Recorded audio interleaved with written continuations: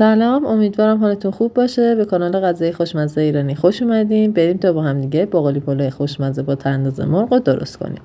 ابتدا مرغ رو با زردچوبه و پیاز بذارین جدا بپزه.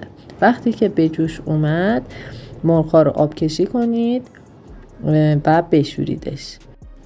توی قابلمه روغن، زعفرون اضافه کنید و مرغ‌ها رو کف قابلمه بچینید و در آخر کمی فلفل سیاه روی مرغا بپاچید.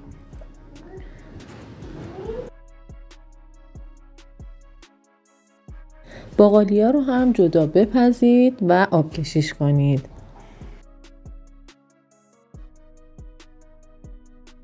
بعد برنج خیس شده، باقالی و به ازای هر یه پیمونه برنج 1.5 پیمونه آب اضافه کنید. نمک، شیوید خشک و دیگه تیکه چوب دارچین رو اضافه کنید.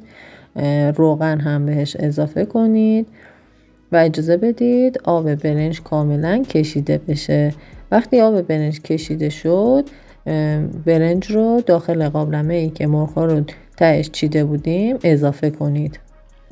زیر قابلمه رو کم کنید و اجازه بدید تا 1 ساعت و ربع الی 1 ساعت و نیم برنج دم بکشه. من زعفرون اضافه کردم آخرش و چند تا سوراخ ایجاد کردم تا بهتر دم بکشه. غذای ما آماده شد. نوش جونتون. لایک و کامنت یادتون نره. کانال رو حتما ساب کنید و نظرات خودتون رو به همون بگید. ممنون که همراه من بودین. خدا نگهدارتون.